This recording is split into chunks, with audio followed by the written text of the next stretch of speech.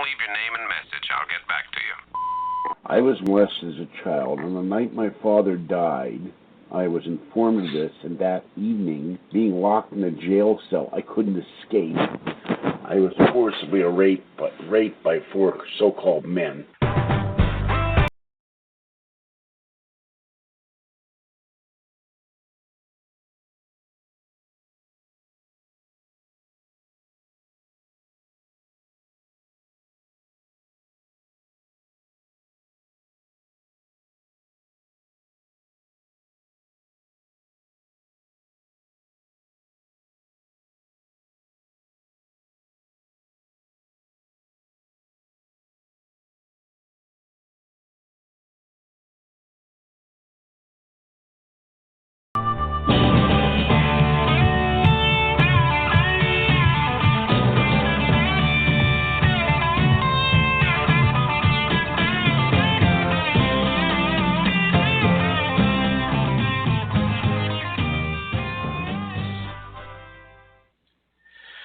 Good evening, everyone, and welcome to Martinez Tonight. I'm your host, Chefist. We are broadcasting live from the south side of the Carquinez Strait in the beautiful San Francisco Bay. Here in Martinez tonight, it's clear, beautiful night, 49 degrees, a little chilly. Put on a coat out there. Want to give a shout out to Dave and Matt over at the Chevron Refinery. They're listening in tonight on Blog Talk Radio, and the address to listen in is www.blogtalkradio.com/chefist. That's blogtalkradio.com/chefist, CHEFIST. Also, we have open lines tonight. Open lines all night, every night.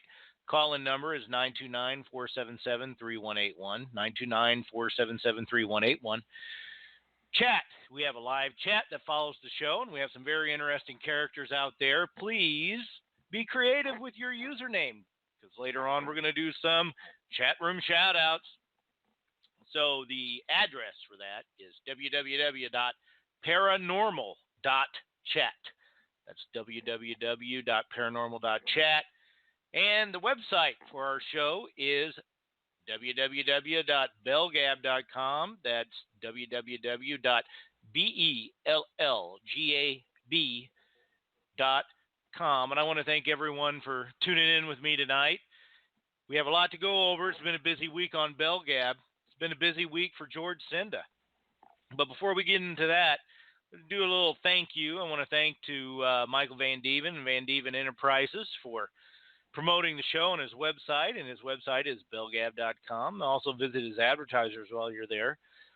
Curtis, the Mud King, thank you for the chat room. Everyone enjoys the chat room.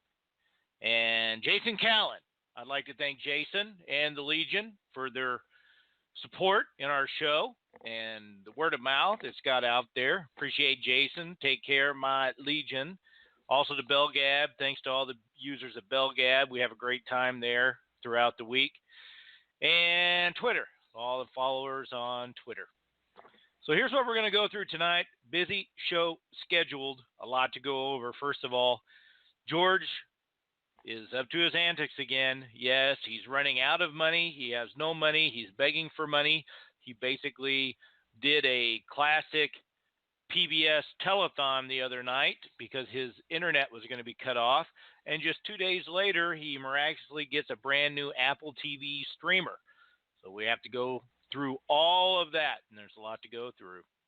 Also, dun, dun, dun, appears to be some trouble with the circle of trust. Are there cracks in the circle of trust? Apparently there are, especially with Area 51 drone, and we got some audio to go with that as well. Lots of audio sound bites tonight to go through, and we're going to tear those apart. Once again, remember, it's open lines all night. The show's a lot more fun when you call in because, frankly, I'm not that interesting. But you are when we can talk together. So there's 929-477-3181, 929-477-3181. Then, also tonight, we have what appeared to be a very popular part of the show. It is Confabulation Nation. Confabulation Nation! Yeah, we'll be doing Confabulation Nation a little bit later tonight. We have some more amazing Baron von Munchhausen stories from George. This one is has to do with a playmate and a special birthday gift. So, also, we'll, like as I already mentioned, chat room shout outs. This week, rather sad, William Blatty, the author of The Exorcist, died, and we're going to be going over that. And we're also going to be going over a story that just came across the wire on the Daily Mail. That's UK Daily Mail for you, those of you across the ocean. And it's about Father Martin and a CIA agent. Very interesting. And just when that story came up this morning, the next story came over that the author, William Blatty, died. Ooh, rather creepy. Very interesting. Also be going over The Conjuring. It's a movie. We're going to do a little movie review, The Conjuring 1 and 2. I am not a big fan of horror movies because they're usually very bad. But when they're good, I love them. I love very few of them, but a couple that I would recommend are The Conjurings 1 and 2. We'll be going over those. And then 8, after 25 years, I was a big fan. I'm very excited about this. Twin Peaks. Yes, David Lynch's Twin Peaks. There were 2 seasons on network television, and there was one movie, one feature-length movie that was made, Fire Walk With Me. I was a huge fan. They are back for season 3 on Showtime this May, and we're going to go over that. So let's get right into it, and let's get into George's escapades this week. And it all began with a little bit of something, and I'm going to play a soundbite right now, and this was going to kind of sum it up, and then we'll walk on over it. This is called Internet Out, Apple TV In. I do not have $84. They have sent me a notice this morning within the last hour that I have 48 hours to pay my internet bill of $84, or my internet will be cut off permanently. But for those who do like me, if you want my videos to remain on the internet, you want me to keep having internet and a phone, I need your help in the next 2 days. 3 days later. So my Apple TV is hooked up, but there it is. My Apple TV. Yeah, there it was, yes. And yes, I slipped in the SpongeBob SquarePants 3 days later into that soundbite because it was just 2 or 3 days later after George had an urgent plea on his YouTube channel for money. Yes, that's right. George asking for money. We're always accustomed to George asking for money, but what's exciting is just to see the different machinations of how he does that. This time, it came out of the blue, as they often do, because we've seen George with haul after haul after haul. That's right. He's going to the store. He's buying one thing after another. He's buying trinkets and doodads and any type of knick-knack that you can imagine at the dollar store, but he suddenly runs out of money to pay for his internet, and he needs $48. Once again, it's kind of interesting, just the arbitrary $48. You ever walk down the street, maybe in a busy city, and there's a panhandler or maybe a homeless person? They always need a bizarre amount of money. Do you have 23 cents? Hey, buddy, do you have 57 cents? I need to make a phone call.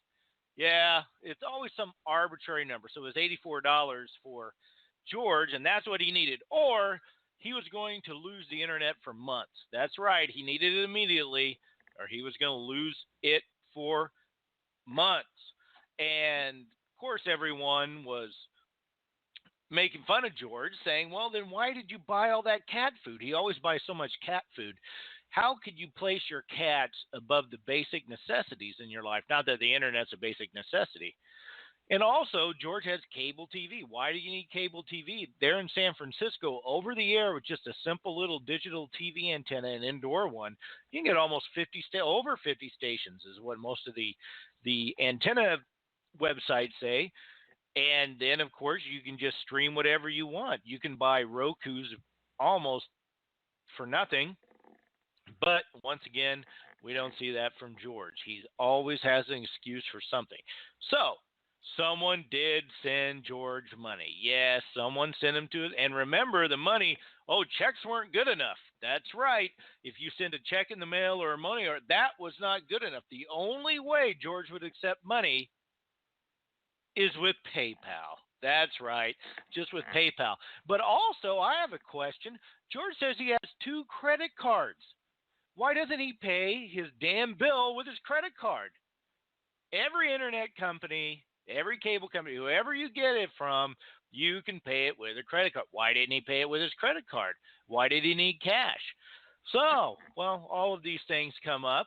But then, just 2 days after this one naive person sent George the money, 2 days later, guess what shows up? An unboxing video. That's right, the unboxing video for an Apple TV streamer. And that's what George does. He will tell you how desperate he is and how he's an overweight pensioner on a budget, and he will get people to send him money. And it's amazing. It works. Even though we've known the scams, and there are people on the forum on Belgab that have known George for many, many years. We're talking 15 years at least. They've heard all the scams. He keeps coming up with the scams. Because if we just take a look at George's entertainment, the entertainment he provides, we can just look just in the last 7 days. He has at least almost 24 videos in the last 7 days. The average length is not very long. We're talking about 3 minutes average length, where he talks about every bit of minutia, especially the minutia of what he calls hauls. Now, this is very interesting to me, because why would anyone want to see someone talk about every piece of grocery they got from the grocery store? We're talking about cans of chili, cans of green beans, juice, which is another interesting topic. Why does George drink so much juice? And a lot of juice. We're talking juice has as much calories as soda, like a Coca-Cola, and George is drinking 89 ounces a day, at least. That's no wonder why he is a pre-diabetic if he's not a diabetic, and why he has problems with his lower extremities. Well, they're rotting off his body, clearly, at this point from the diabetes. And, yeah, there's just a lot to go over. And then, even with him suddenly acquiring this Apple TV, which he says he got for free, I don't believe it. Now, there's some deal he got for free using his credit card. Well, if you used your credit card, that means, guess what? It wasn't free.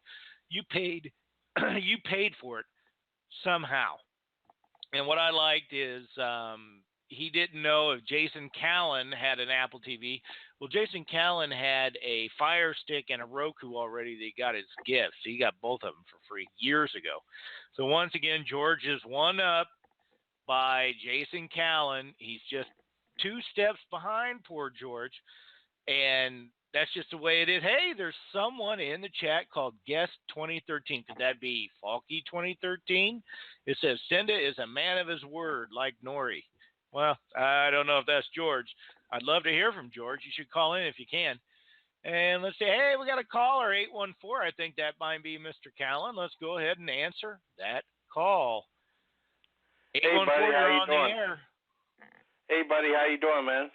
Hey, what's up? It's Jason Callan, folks. What's up, my legion? How's it going? Oh, no, it's pretty good. Yeah, I was hearing about the Apple TV. You know, Michael Creech was talking about that. I was like, oh, my God. You know what I mean? Because I got a Roku a while back and the Amazon Fire Stick. And he's like, well, I got Apple TV first. I've beaten him. You know what I mean? It's like, oh, my God. I couldn't believe it, you know? And actually, the Apple TV is late on the scene. Roku has been out there forever. I've had them for years. And Apple actually came on kind of late on this streaming, so that's something they're not on the cutting edge of. And then, of course, once smart TVs came out, I mean, the difference with smart TVs, I have to admit, is there's a lot of channels you can get on a Roku that you can't get on the average smart TV. Yeah. And that's a big difference. Yeah. A lot of horror movies. I know you said you're not a big fan of horror films. I didn't see both the Conjuring movies, though. I didn't see either one of those. Oh, but you said You got to watch the Conjuring movies. Like I said, I like horror movies if they're good. Oh, okay. So, like, for me, which is interesting, even though it brings up William Blatty today, who died. He's the author of The Exorcist. The movie The Exorcist is one of my favorite horror movies. Oh, yeah, And that's a great... Yeah, and even today, after all these years, it was, made in 74, 75, it still scares the shit out of me. Oh, yeah, it's a pretty effective film, you know? Yeah. Or like a movie like Black Christmas, pretty effective, too. Oh, yeah. And for me, being from near St. Louis, I grew up near St. Louis, that's where the story took place. The actual story took place in St. Louis. It was a little boy, not a little girl. And on Belgab today, I posted a video link to the Ghost Adventures last year. Did one of their episodes in the house that it actually took place at. I'd never been by the house, but I did go by the Jesuit Seminary dorms. It's a building about 8 floors tall where they performed the exorcism. And when I was in high school, it was always kind of a cool thing to walk by there at night and get freaked out. You walk down this dark alley and you look up about 8 floors and you see the window of the room where the exorcism took place. And yeah, that was, if you're from St. Louis, everyone knew the story. They knew where the house was, even though I never went by the house, and they knew where the Jesuit seminary was, where the exorcism took place. They tore down that building about 5 years ago. But that's an interesting story we're going to go on later. Now, Jason, were you surprised that even something as simple as George's new Apple TV, he couldn't help but mention you? Yeah, I know. And not with, when it comes to George anymore, nothing surprises me. You know what I mean? I'm surprised. I'm sorry. No, what do you think his fascination is? I mean, you live rent free inside his brain. I know. I think maybe he's jealous that people are starting to send me all this stuff, because he started doing all these multiple Berg unboxing videos and stuff like that when he saw me doing all these unboxing videos, you know? I mean, like these two things, you know? Yeah, Berg unboxing. But what was fascinating are these haul videos. Have you seen the haul videos where he just goes to the dollar store and buys random stuff and makes videos of it? Yeah, I know. He was showing it off, and then he's, you know, showing off like these giant chicken legs, and then he said he swallowed a bone. I mean, those bones had to be huge, man, on the soup, you know? Oh, man. Well, did you see this week, he was so proud of his cans of chili that he bought, and he was going to fix him some chili because he was sick of chicken. Yeah. But he made an interesting addition to his chili, which I never heard of. He likes to put carrots and green beans in his chili. Wow. Well, have you ever heard of that? No, I mean, that might be some fancy chili cook-off thing or something like that. I never heard of that, though. You know? My God, could you imagine what that would look like in the pot? It looked like Walt Disney vomited all over the place. Yeah. Oh, it'd be man. like Technicolor chili. Yeah. No, and then he he calls him a haul. In his haul video, he goes, I bought me a candy bar. You know, don't say anything about it. But it wasn't a candy bar. It was one of those blocks of chocolate. Oh, you know, really? It wasn't like he bought a Hershey, like the regular Hershey bar. No, he bought that big block. Oh, wow. So, yeah, that was pretty funny. But even more funny is the quantity of juice he consumes. In one of his videos, he said he drank 89 ounces in a day, not even in a day, almost in a sitting. And he said because he was thirsty. Wow. That's a lot of orange juice. I mean, because that's a lot, high in sugar and stuff like that, you know? Well, yeah, that juice has just as much sugar as Coca-Cola. So, wow. I mean, we're talking he drank, I mean, you know, almost 3 quarts of orange juice. So that's a lot of orange juice, that's for sure. But, you know, that's our George. and we love them. Yeah. And that should be the title of a sitcom. That's our George. Yeah, that's our George. I'm gonna make yeah. that's gonna be a new. That's gonna be one of the new sound bites I made. That's our George. Yeah. Hey, we got some more Co-starring calls. Scott Bale. I'm gonna bring some in here. Okay. Okay. 774. You're on the air with Jason Callan and me, Chef, is the host. What's your name? I'm sorry.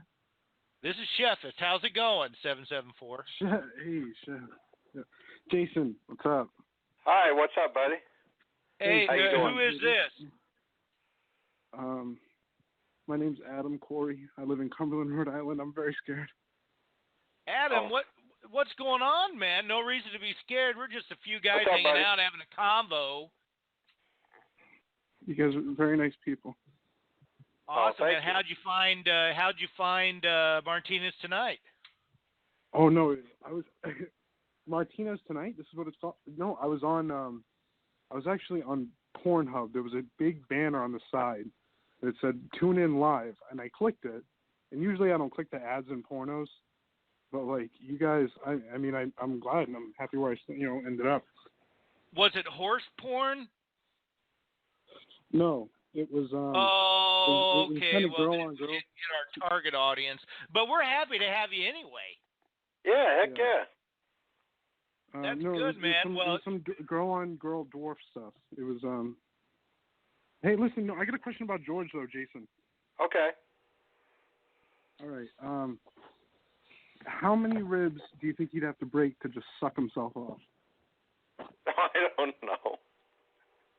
I have no idea. Give me Is a it number. a matter of ribs, or do you think just the bulk mass of the fat would prevent it? Yeah. I think no, he'd be able to eat his way through the other side, and maybe we could get at it. But I hear, I don't know if you've seen. He's got one hell of a package. I don't know if you've seen his videos, Jason. I don't know. He's probably outdone you in that department. I don't know. I don't know, man. I really don't. Well, it could. Well, it could be, and I think George. Well, you know what? I got a soundbite here. I want to play it. Okay. And once again, It's got to be people better have than the heard other it one you're before. proposing. Yeah, this is the sexual proclivities of George. This is confessed by his girlfriend and ex-girlfriend, Kathy. So let's take a listen to this. Before Patty got divorced from her husband, her and Pam went over to an apartment one day, and they peeked in the patio window and saw that her husband was bent over at George, was screwing him in the ass.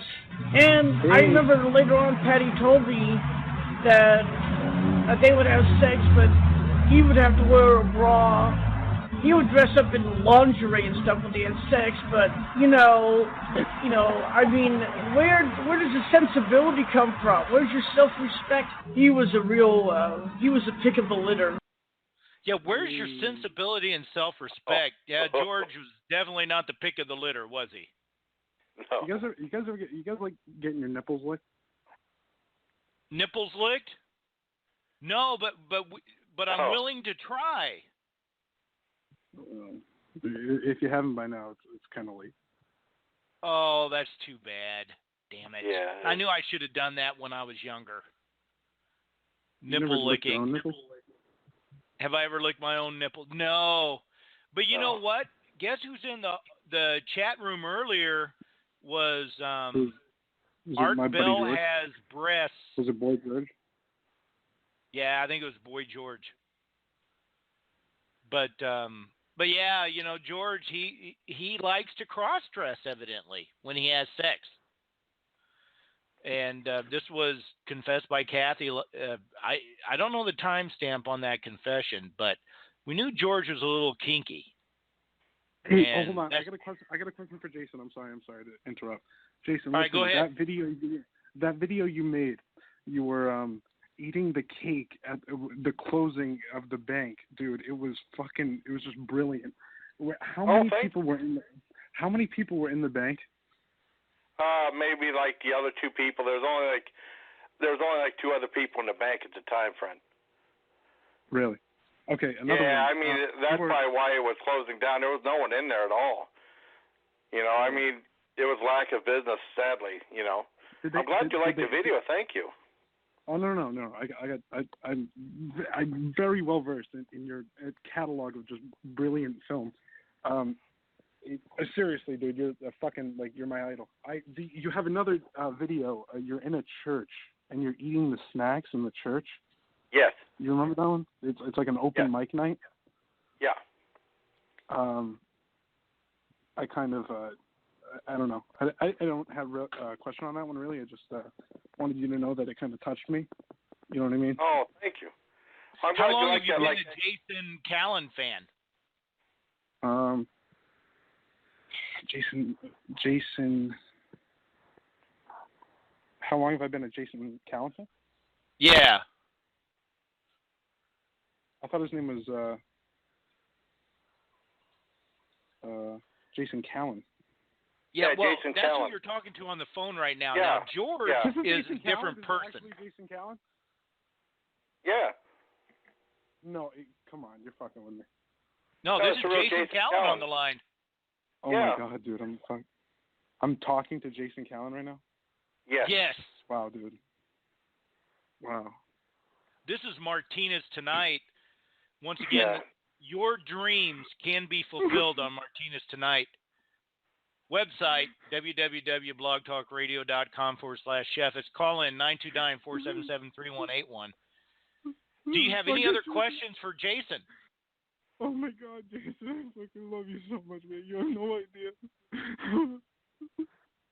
Oh, man, thank you very much. Wow. Thank you. That's all right, man. Hey, we got a new call. Hey, thanks a lot for calling in. We got a new caller right now, 916. 916, you're on the air. How's it going, Chef? Hey, what's up? Who we talking to tonight? Oh, not much. I just started. This is Damon. Hey, it's Damon Lake. What's going on, man? You're on the line with Jason, too. Hi, buddy. How's it going, Jason?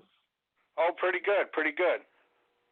Jason, I'll just let you know you're my hero because that George talks about you and me on his YouTube stuff. So I thought I'd talk to my hero. Oh, thank you very much, man. Thank you. Wow, Oh, I'm welcome. flattered by other people, Yeah, well, Jason, unlike George, is a legitimate YouTube star. Yeah, so, that's true. Yeah, and so what have you been up to, Damon? I haven't seen you much on the board. You been busy lately? Yeah, I've been doing other stuff. So, that's just like I noticed. The Cabal's definitely been busy with updating the dog gabs and stuff. So I've been kind of interesting. Well, I think the Circle of Trust has been having some problems, and that's what we were going to go into a little bit tonight as well. And cool. Not that we're ready for Confabulation Nation. We're going to be popping that up in a little bit. But according to George, in one of his earlier videos released today from Harbinger, you got to love Harbinger. They're releasing some good stuff. But George claims he can make his own anti-spy equipment. I heard about wow. that. Yeah, did you hear that? So he had troubles hooking up his Apple TV, and it crashed, and he had to call Apple for customer service. But according to George, he can make his own anti-spy equipment.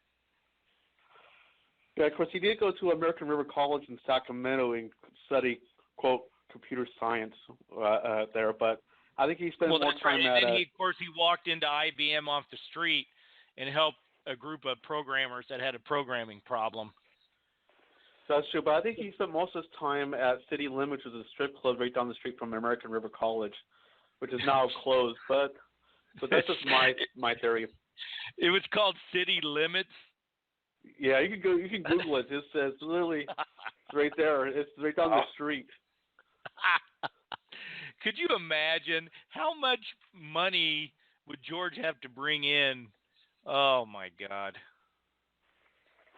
What would he's probably good enough to get free lap dances. I mean, he can. Well, I'd be able to pay, but I got this sciatica and I can't really move. And what would George say to a stripper to get a free lap dance? I really don't know. I don't know. Yeah. I think we should raise some money so we can take the George Twister Club to find out. This could all be research and we deduct it on our taxes. So People are still complaining about my microphone. Hey, I did get a new microphone. Unfortunately, there was a it was a. Oh wait, are you serious? Let's see if this works. Can everyone hear me better now? Just in the chat room, let me know. For some reason, my microphone. I can hear you pretty Yeah. good. Well, anyway, they said I fell in a bucket. He says I sound better though. So yeah, anyway, next week I'll be able to have the new microphone up and running. The microphone I bought is a condenser mic, but it needed a separate power supply. So next week we'll be able to do that. But so yeah, anyway, George, yeah, the circle of trust, there's some big cracks in it. And I had some sound bites because I think there's definitely some weird shit going down between Jerry and Drone. Either one's playing off of the other, but why don't we take a listen to this first soundbite and let's Damon and Jason, we can walk through this here. Okay. Yeah, I think Jerry may be a bit pissed off at me, but I had to do what I had to do. I could not let character assassination of my friend go unchallenged. And I could not go behind my friend's back. That's not what I do. I have integrity. Drone does not. And I don't understand this weird friendship between Jerry and Drone. It makes me really wonder about what's up with Jerry. Jerry's been a stalwart supporter and all of that, but he's associating with someone with no character, no moral fiber, no moral center. No honor, no decency, no integrity, and no conscience. I do not understand that. I've been guilty of a lot of things in my younger days, but not any time lately. All right, talk to you later. Bye. Okay, so when you hear this, most people realize that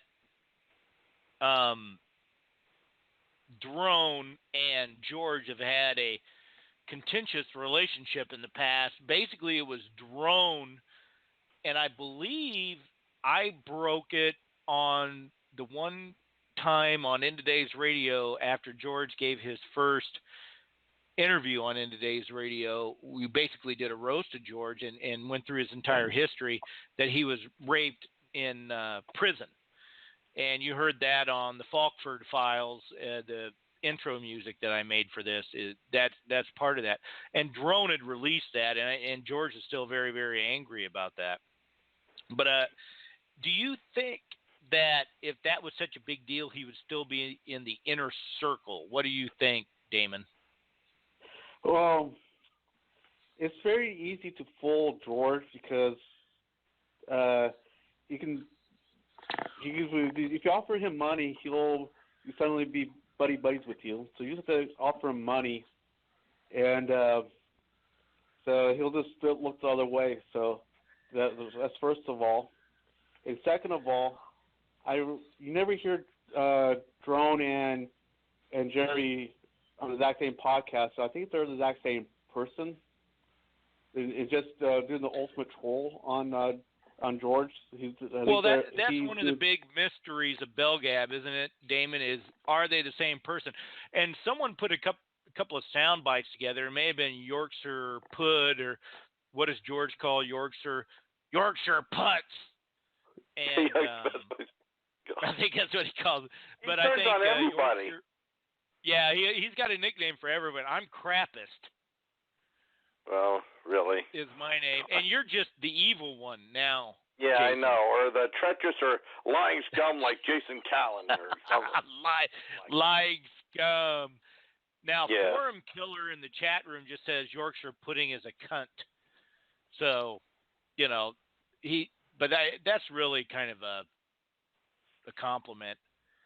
Are Jerry and Drone the same person? There was a couple of recordings out there. There are recordings. Yorkshire put them together. He contends they're the same person. What do you think, Damon?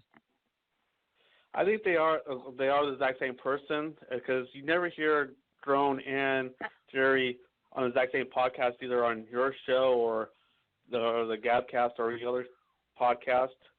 They always seem to be mysteriously separate. And but since we know Drone lives in Seattle area, and we know Jerry lives in Canada, which is just other side of the border, so it's not that hard to spoof a IP address. So it's probably the same person. Yeah, it's pretty interesting. Well, the troll's been going on a long time. We're talking about a multi-year troll here. Wow. If it's real, and then once again, there's the very mysterious Justin, which we know very little about. Apparently, he doesn't post on BellGab, but he sends George a lot of money, and they talk a lot, and they email or inbox, as George called it. I want to just ask you, it could just be me and the part of the country I come from. I've never heard of inboxing before. I've always heard of course, emailing or private messaging.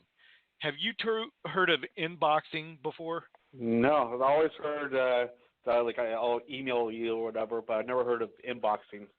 Or private message or direct message. Yeah. Yeah, I heard it. So I think maybe that's a Georgism. I'd never heard of it before. Private message, direct message, something like that. But yeah.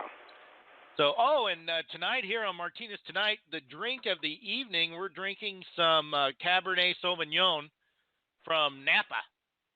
Napa, just up the street north of Petaluma. We love Napa, and we drink a lot of wine here. And so I hope you have the beverage of choice tonight. I got another sound bite I want to play, guys. And we can go over this too. This sound bite is George apparently suddenly has moral conviction. That might be an oxymoron, but let's go ahead and listen to the bite. It just occurred to me why these people are set on destroying me. I have no power. I have no money. The only thing I have is moral conviction. I know I'm right. I know they have no moral center. They have no conscience. They have no empathy. In some ways, they remind me of the pod people from Invasion of the Body Snatchers or the aliens from the Invaders. They are not quite human. They accuse me of being a sociopath when it is they who are sociopaths. Sociopaths have no conscience. Sociopaths fake emotions. And one of the traits of these people is they get furious when you call them on it. They get furious when you prove them wrong, because then it shows how shallow they are. This is why they get so infuriated at me when I prove them wrong and they're shown up for the liars they are. But the problem is they make up more lies, and it's like Hillary Clinton. The more you prove her to be a liar, the more she lies, because she has no defensible center to defend anything that she does.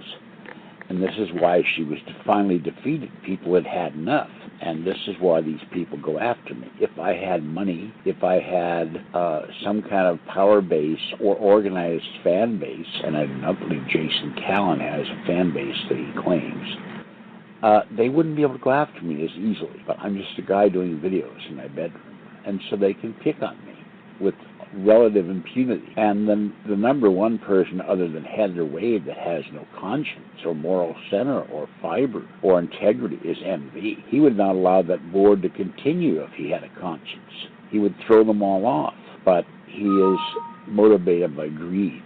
And it may well be that all these people are perfectly possessed, as Malachi Martin said. Who knows? What's interesting is this soundbite fits in exactly with Malachi Martin and The Exorcist and William Blatty. But what's more fascinating is, before I can even get to it, because I was going to say it immediately following this, one of the users in the chat, Yonkers, said George should be looking in the mirror and saying this about himself. I know, that's true. If you heard this, you would swear it would be someone describing George. I know. So I know. I think what we're seeing here is a classic projection. George is projecting, and it is what he what he himself actually is. And I don't think anyone could have described George better in that soundbite than George himself. I know. And then, of course, he mentions me again, you know. Oh, you're living rent-free, brother. I know. Well, apparently I do have a fan base. You guys and then the other caller, you know, big fans, you know. Oh, yeah. And he's under some delusion that he doesn't have, I don't have a fan base, you know. Oh, yeah. And then he had, yeah, I'm sorry. No, hey, Damon, I'm going to put you on hold. Don't hang up. You'll hear the show, so don't hang up, okay? Okay. All right. Jason, you're still on.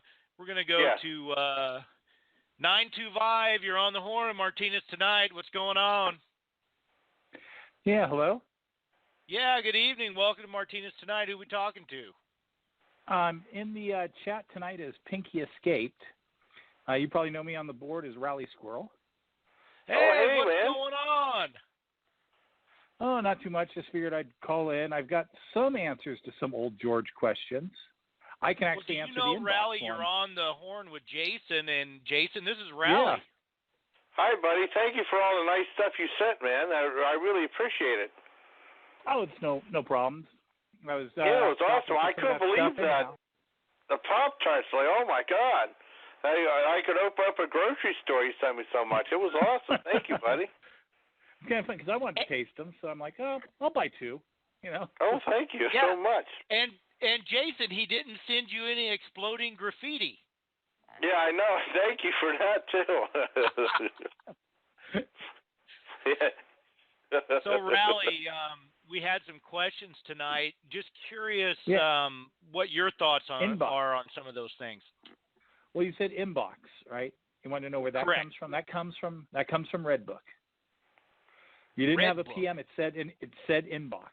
Yeah, from my Redbook, SF Redbook. So you basically the users of that forum. Messages. It was called an inbox. And you check your inbox, and that was just the term. That's when I came to Belgab. I kept, why don't you call it an inbox? Because that's just what they called it there. That's very interesting. But you know what? Yeah, up in brings your up corner was right. Go this ahead. is a very interesting topic, and I think everyone out there is interested in this because it's on an international scale right now, and it really is pathetic for people who have not used the internet, maybe since its beginning, even that even it's kind of everyone remembers the old bulletin board system, which is basically what we call a forum, right? I know of them, yeah. Right, but it's basically a forum. You just post some text. Everyone can read the text and respond to the text. That's basically what it is, right? It's been around since the very first days of the internet in the bulletin board system. Well, 4chan and Belgab are basically all the same thing. They're forum. Yeah. Well, now what's interesting is governments, the most sophisticated cyber systems invented, allowed people on a forum like 4chan to troll them to the point where they've completely compromised themselves. And that happened this week. It actually happened last week, where 4 people on Poll, which is the politics section of 4chan, it's just a forum. It's just a message board. Yeah. What happens is these government people in the CIA and the NSA or wherever, they're constantly scanning 4chan because they know Guccifer and people like that post on there. They don't know the difference between a Guccifer and a troll. That's frightening. Yeah, if you're not used to it, it's hard to tell. Yeah, but we're talking about they spend billions and billions and billions of dollars. I know. What but the these hell? Are, they don't these know are the some of the difference best between trolls. a troll and a 4chan, Guccifer. some of the That's crazy. 4chan, some of the most well-trained trolls out there. Well, no, these are probably a lot of them are very, very skilled users that can compromise any system out there, hackers or whatever you want to call it. But we're talking about something that isn't even as sophisticated as a 14-year-old troll. A 14-year-old could come up with a troll.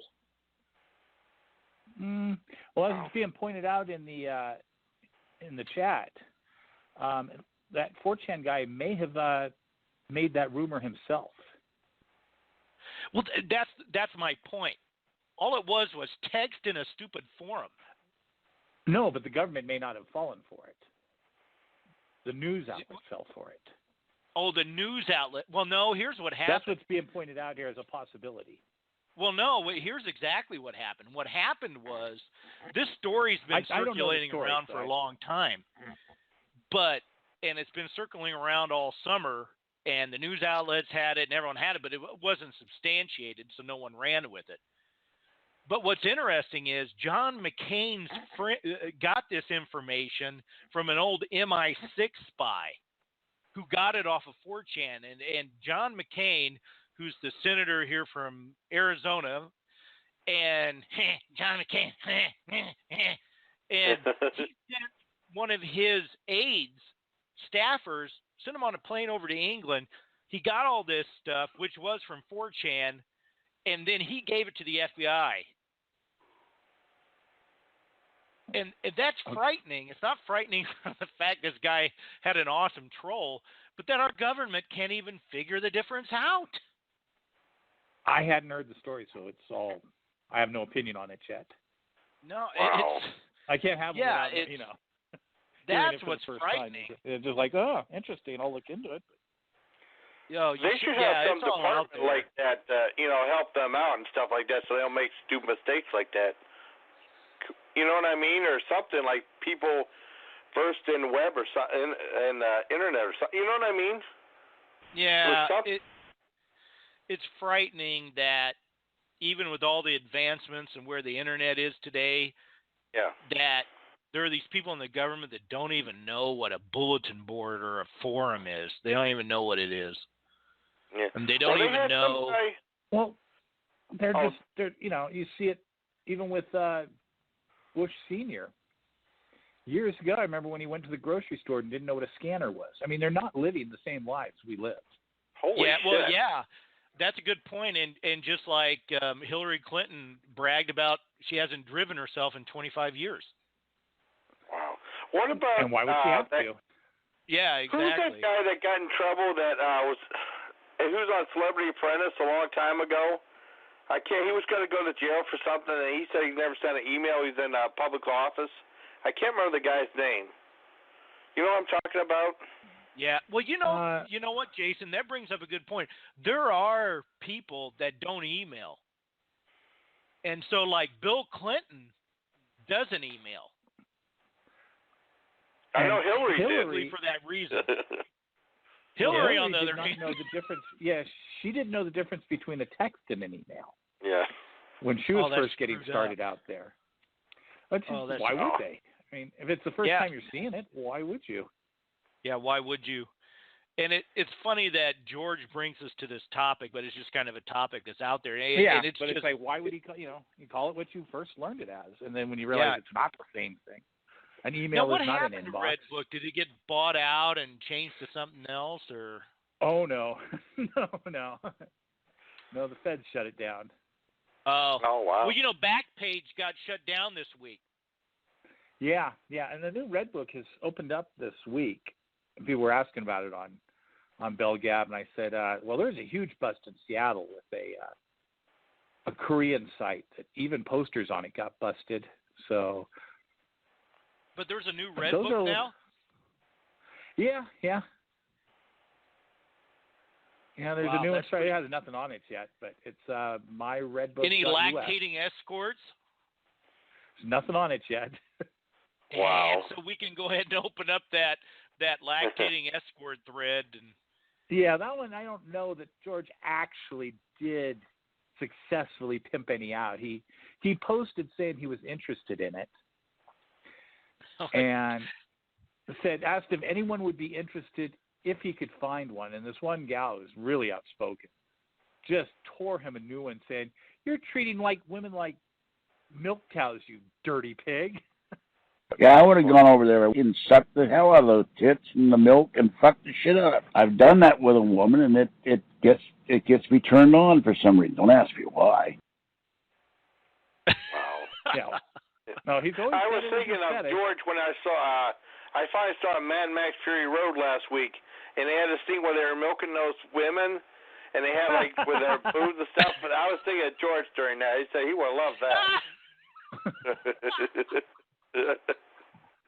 Oh my God! Yeah, that one of his so favorite awesome. lines. Hey, guys, stay on the line. I'm going to bring in another caller. Hey, 239, you're on the horn with Rally Squirrel and Jason. What's going on? Hi, Sheffis. Yeah.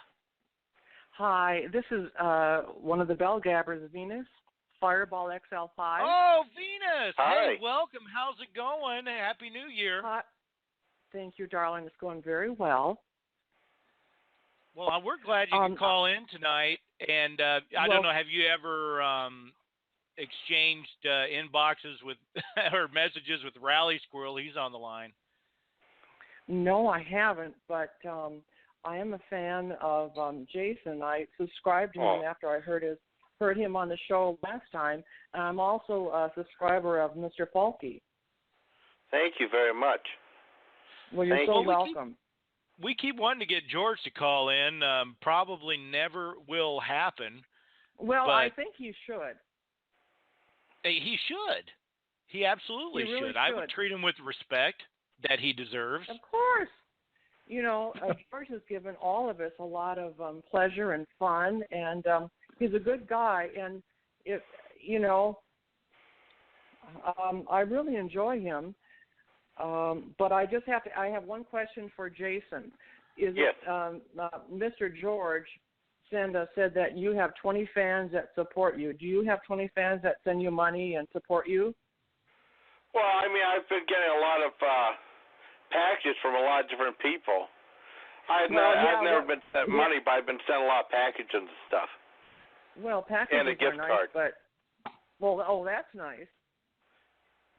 Yeah, and Venus, just so you know, Venus, just so you know, Jason has a big enough fan base that the monetization of YouTube, he actually gets money from that.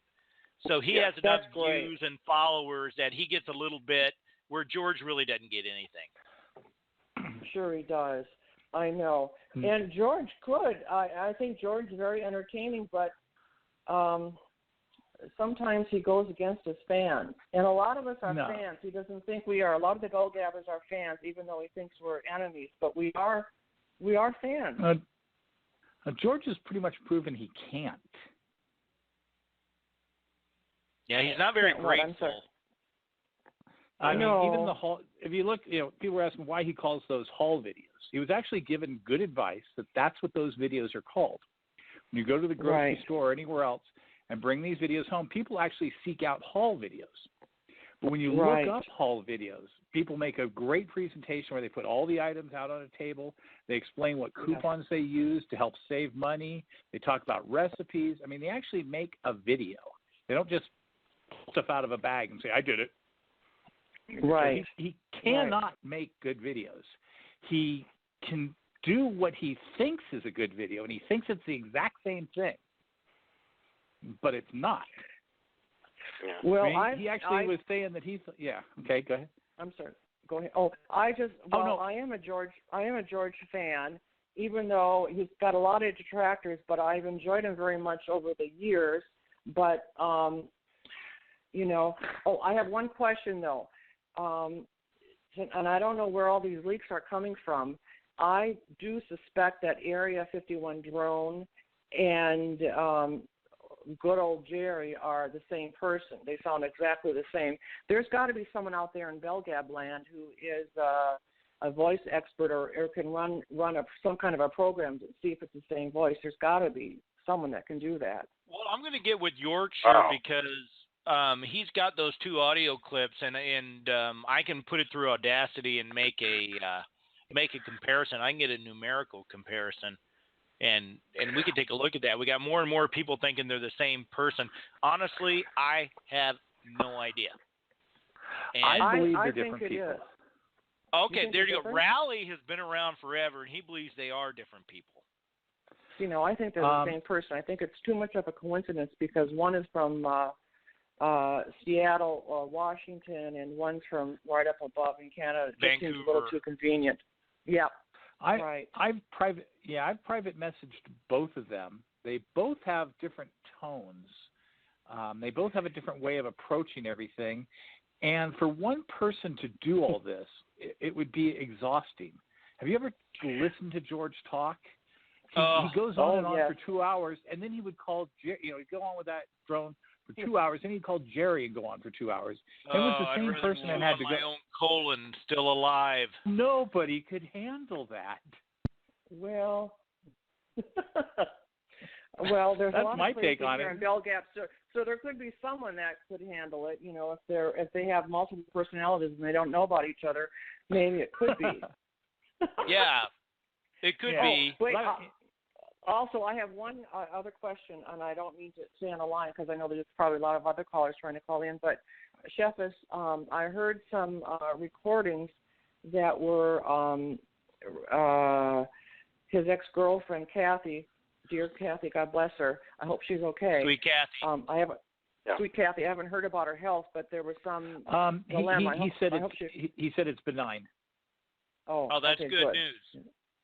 Thank yeah, God. I just wanted to get but that started. But anyway, Didn't want to interrupt you, but we heard those tapes, and I don't know, they could be doctored up, but I'm wondering, okay, we heard that Kathy said he likes to wear lingerie, but I'm wondering, my question is, was it Mr. George Senda, or was it Ratty Patty's ex-husband? I'll take my call. I'll take my answer off the air. Thanks a lot, Venus, for your call. We really appreciate it, sweetie, and Happy New Year. Thanks for calling in. Oh, thank you, darling. It's great talking to you. It was great talking to you, too, Jason. My pleasure. And I'm a subscriber, and I'm telling everyone about you. Oh, I really appreciate it. Thank you very much. You guys are awesome. God bless. God bless you too. Venus. That was a great Venus fireball. She's cool. Well, Rowley, what do you think? About what she said. I just, Kathy's confession, and I'm going to play it again so everyone can hear it. I played it earlier. It's not that long. I think it's well done, and I like it. That's what I think. Before Patty got divorced from her husband, her and Pam went over to an apartment one day, and they peeked in the patio window and saw that her husband was bent over and George was screwing him in the ass. And I remember later on Patty told me that they would have sex, but he would have to wear a bra. He would dress up in lingerie and stuff when they had sex, but I mean, where does the sensibility come from? Where's your self-respect? He was a pick of the litter. Well, I mean, it sounds like George, because who else would be the pick of the litter? Yeah. Boy, they could have a whole Jerry Springer show about George. You know that? Oh, it'd be great, wouldn't it? Yeah, it would be. Would it be Jerry? Yeah, it would be Jerry Springer. I was thinking of Steve Wilkos. All he does is just yell at people, Yeah, or Maury. Yeah, Maury Povich. Hey, we got an anonymous call. We don't get those often. 1111 anonymous. You're on the air at Martinez tonight. Hello.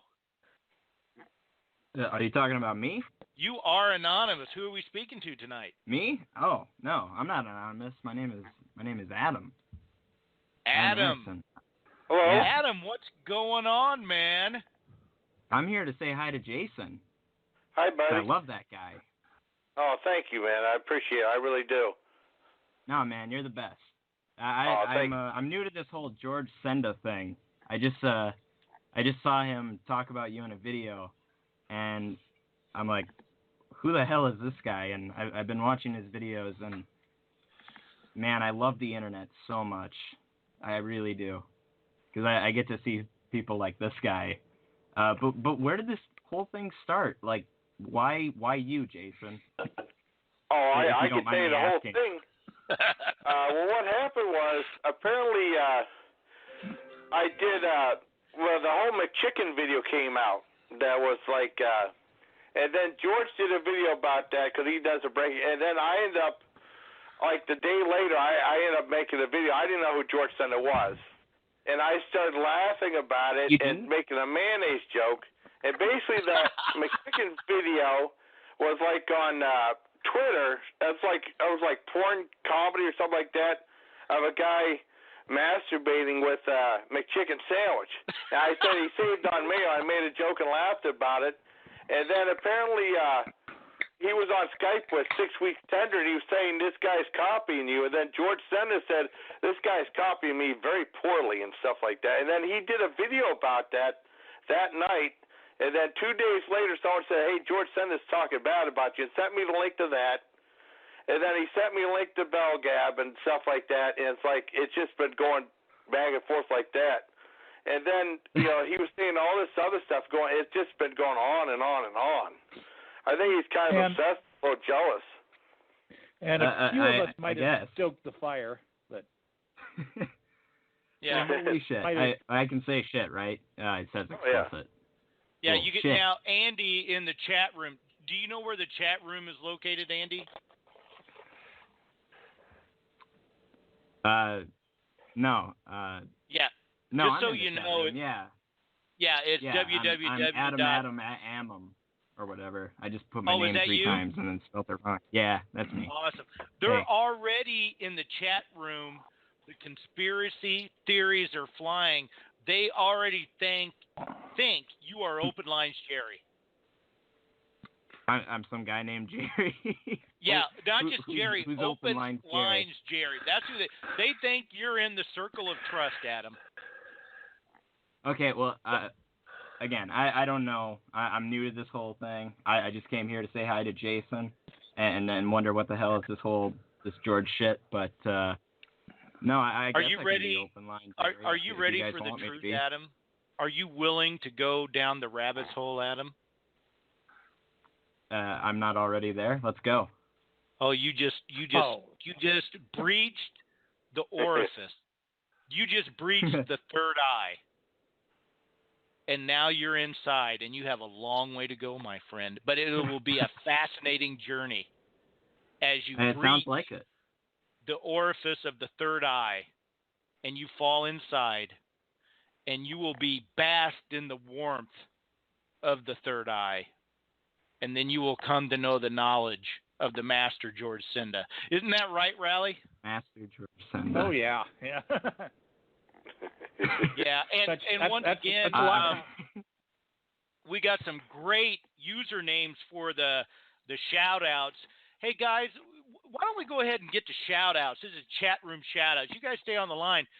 This is the fascinating part of the show where everyone makes a wonderful username, and we shout them out. And then at the end, we pick the best ones, and we kind of give them a little pat on the back. So, once again, at Minifang and at Cerberus, there are a couple of the administrators here. We want to thank those guys. And 84 in 84 hours is our first username. That's $84 in 84 hours. That's a great name. Yeah. And then we got Adam.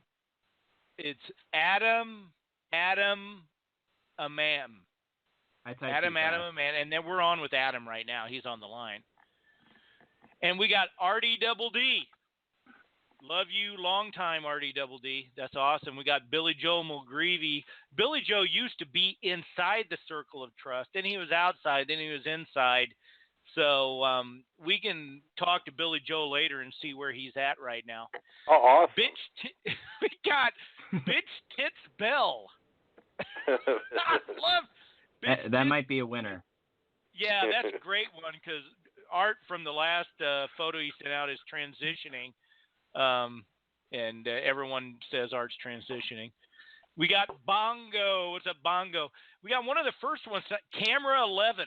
Now, I don't know if that means there's 11 cameras in George's apartment, but Camera 11 here. Thanks for being here. China's here. Hey, sweetie, how's it going? Duke. Hey, man, if that's the Duke, I'm glad you're here, man. Glad to have you in here. We got Elizinva is here. Forum Killer. That's a great name, Forum Killer. We got Guamoon's daughter. We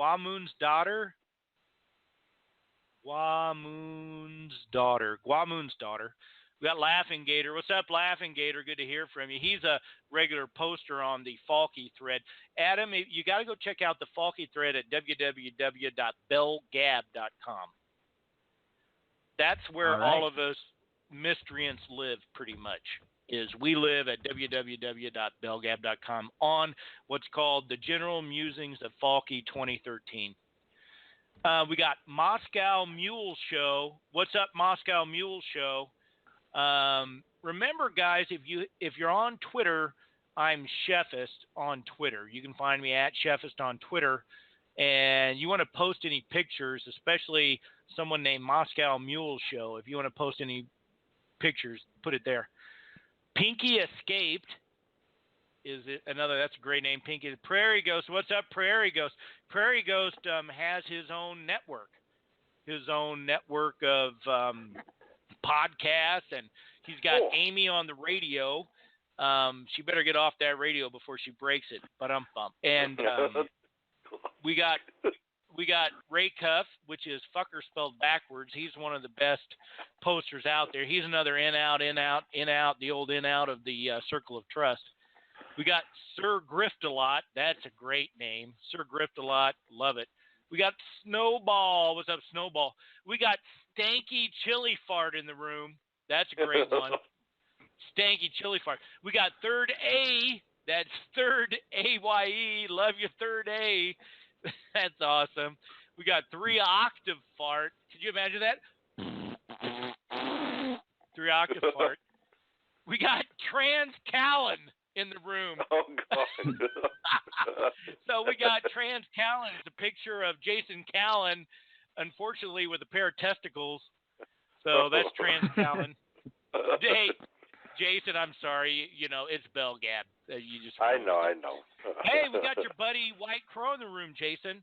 How was that hoodie? That was beautiful. It was awesome. It's very comfortable, and he shared with me the legend that, he was waiting to tell somebody. He gave me that information. I told the whole legend and symbolism behind the hoodie, and I thought it was really cool. It's very touching too, story, and it's a beautiful hoodie. I really like it a lot. Oh, that's awesome. No, I thought it was, number one, it was a great hoodie, but it was a great story, and I'd never heard the story. No, I haven't either. I thought it was really cool. I enjoyed it. I enjoyed telling awesome. it. Buddy. Yeah. Well, welcome, White Crow. Glad you can make it. We got Yonkers in the room, and then we got Zoom, Z-U-U-M, Zoom in the room. So that was a Twitter shout-out. Hey, great names tonight, guys. I'm going to give... who's going to get honorable mention and when? I got to figure this out right now. Honorable mention goes to Stanky Chili Fart. Congratulations, Stanky Chili Fart. And the winner tonight, ba-ba-da-ba, Bitch Tits Bell. Oh, yeah. Yeah, Bitch Tits. Good job. Bitch Tits. That's awesome. Sorry. So, Adam, you're starting to understand a little bit about where we are and what type of people we are. I apologize on behalf of us, but we are that we are. Oh, apology accepted. And so now we're going to go to this you know what? I got to bring someone else in here. I believe it or not, I got more callers tonight than I've had in a long time. And we're going to be in 916, and they've been on hold a long time. 916, you're on the air. How's it going, Chefist? Yeah, who are we talking to? Oh, this is Damon. Oh, Damon, you're back. Hey, brother. Oh, I got you here. Okay, Damon. Hey, Damon, you're on with Adam and Rowley and Jason. I just have one question for everybody. Why is George going after Heather Wade for her? She hasn't been on the forum for forever and a day since she took over for art. So what has she done to him besides hosting Midnight in the Desert with Heather Wade? Well, yeah, he has mentioned her a couple of times. What problem does George have with Heather, does anyone really know? Because remember he did that one video where he put the towel on his face and pretended to be Heather in this bizarre video. What happened there, Rally? Do you remember that? I really wasn't around then. But my guess is that she got a job he wanted. Did he really think? Yeah, he really thinks he can do it. The host of Midnight in the Desert? I think he really thinks he can. Yeah. Oh dear Lord. I mean, when I sent the glitter bomb, he actually said he has the knowledge to take that and turn it into a deadly weapon. It's a spring as powerful as a jack-in-the-box that fires glitter out of He called it a graffiti bomb, I think. He did, it. Yeah. Graffiti. Hey, he could have inhaled that, or that could have got into his eye and scarred his eye. Yeah. Yeah. This is serious business. And that's, and I think like we need a jack-in-the-box spring. Exactly. And God forbid if someone sent him a shit bomb, he could get a viral those infection. are sold out. He would have gotten one. Damn it. They Hey, but you know what that brings up, especially when we talk about him hosting Midnight in the Desert? Guess what time of the show it is, guys? Guess what time it is? Confabulation Nation! That's right. It's time for Confabulation Nation, folks. Your favorite Forrest Gump, your favorite Baron von Munchhausen. Yes, he's done everything. He's seen everything. And tonight, let's listen to the clip. And we got some great folks to respond to this tonight. Here's the clip for tonight. The people I lived with were Mormons. It was a great culture shock to me. If I'd stayed in my mother's apartment for 6 more months, I would have gone nuts. But I would have also fucked a playmate of the month because I had one living in my building, and she said when I turned 18, she was going to fuck the shit out of me. So there was my opportunity to fuck a playmate. Girls even then liked me. I just didn't get laid till I was 25 because of all the chaos of my parents, and we moved around so much. I was a desperate virgin at 25 and horny as hell. Made out with the playmate in the pool. Well, she didn't want to go any further because she don't get arrested for, screwing with a minor. But she said, when you turn 18, I will be your birthday present. Okay. Odds. Winning the lottery. Odds of becoming a superstar model. Odds. George getting laid by a playmate of the month. What do you say, round table? Oh, man. Well, first off, Jesus Christ. Like, does he ever speak with any sort of emotion other than this fucking, like, she was a 18-year-old playmate and said she'd be my birth. Has he ever raised his voice, slowed it down, sped it up, anything? Because I've never heard it. Well, that brings up an interesting point because it seems if you were actually reliving a memory like that, that the emotion of the moment would come out, correct? Oh, man, she was hot. All the boobs and the tits and the blah, you know what I mean? So right. It sounds confabulated. Or the emotion of your parents and ruining this wonderful opportunity for your 18. I mean, Jesus. No, it's just this boring, drab bullshit. Now, I don't Rally, you've like you guys, but years. This is pretty typical, isn't it? Yeah. The stories are very typical. So he's, something else happened. It was never his fault. He had great opportunities. But someone screwed it up on him. And, all we heard from, because I told it on the board recently, I'll tell it again, is the Superman story. It's one of my favorites because I got to the heart of that one. Because all we know is somehow when he was 17, he knew some Playboy playmate, and he's filled in a lot of details over the years in his mind. Mm-hmm. Well, he tells a story about possibly working for IBM. He has a story where he was going to work for DC Comics, writing Superman, but his mom wouldn't let him. And you've heard that story, right? Oh yeah, No. and it sounds Everyone like heard a that story. A small child would make up. Like maybe a 12-year-old boy. Because I finally started talking to him because I said, you didn't do that, and I was talking to him in private messages and whatnot, and he finally said he was going to go to San Diego Comic-Con in 72 or 73, which would have been the second year there was a San Diego Comic-Con. And he did used to live down in L.A. and Las Vegas at the time, and he did know a guy who was an aspiring artist. There were some pictures too, wasn't there? I've never seen any, but I've looked up the guy on the internet, and he became a working artist. He didn't do great, didn't do poor. He worked, but he supposedly him and his buddy were going to write some Superman story, and they were going to pitch it in San Diego, and that's what it got towards. And at the end, it gets to the point where he asks his mom for $200 so he can go to San Diego for the weekend. She said no. That is how he lost the job with DC. Oh. He never got to in his mind, he went to if he had gone to San Diego, he'd have gotten a job. I mean, and also he would have been a millionaire if his mom wouldn't have made him throw out all those comics. Which I've also called him on that one. Right. So he had all these comics. He told me. I said, look, even if you had all of the most valuable comics made between 1960 and 1970, which is what you would have had, you wouldn't have had millions of dollars. You might have had $1 million, but you didn't have pristine copies of all of them. At best, you had about 100,000. He's nope. He wouldn't believe Absolutely. it. Absolutely. I actually work at a comic book store. Knowing the books. No. Hey, you guys, this is great. I'm going to see how many people we can have all on at once.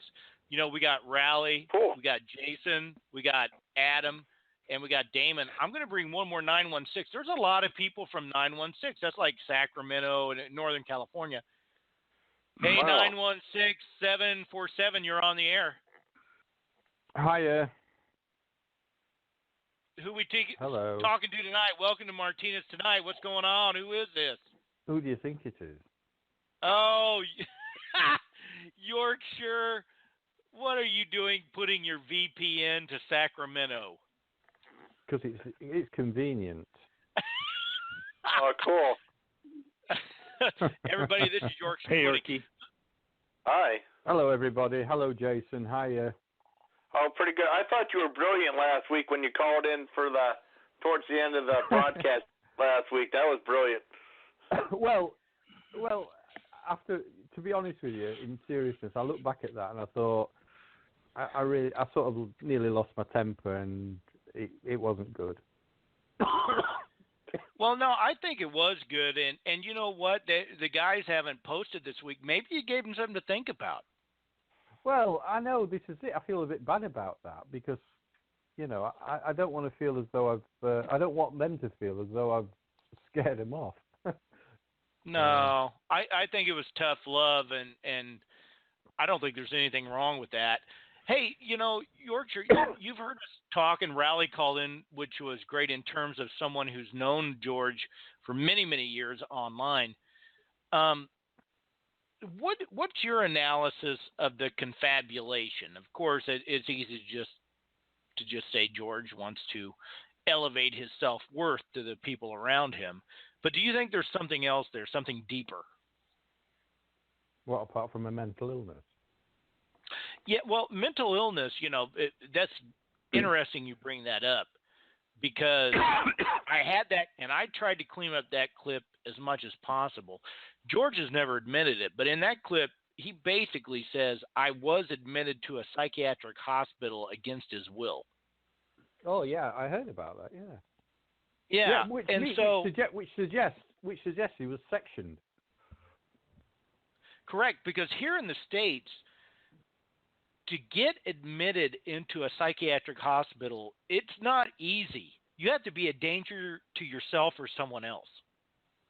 Was it easier so in the 70s? in the UK, if somebody, I don't know, it's probably a similar sort of thing in the States, but in the UK, if a patient is to be sectioned, my understanding is they have to have the signature of 2 physicians, one of whom can be the patient's general practitioner.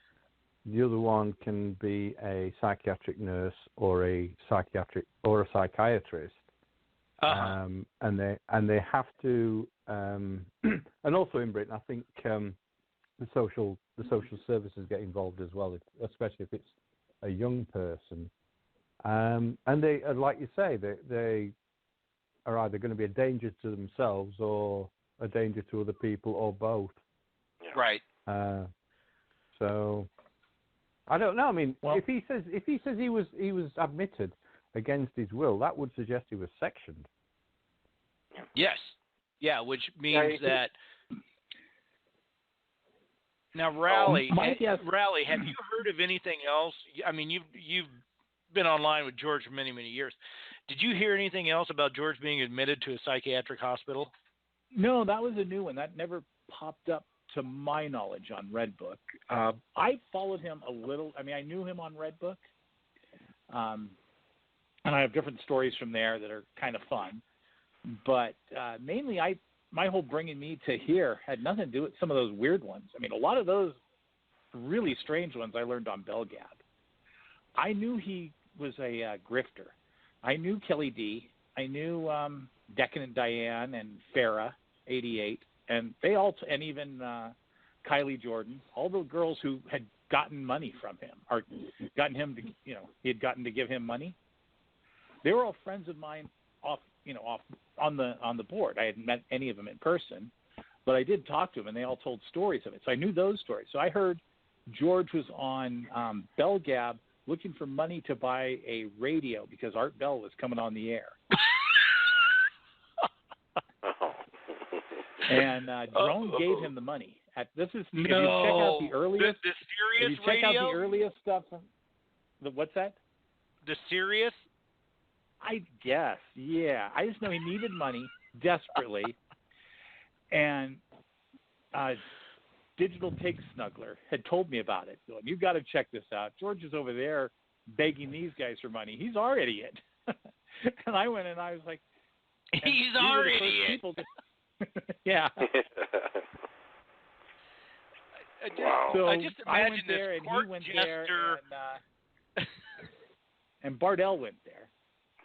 Oh my God! And we all just basically were leaving stories of, look, this guy is, ripping you off. He's ripped people off for years. We tried to, and everyone's saying, he's just a nice guy.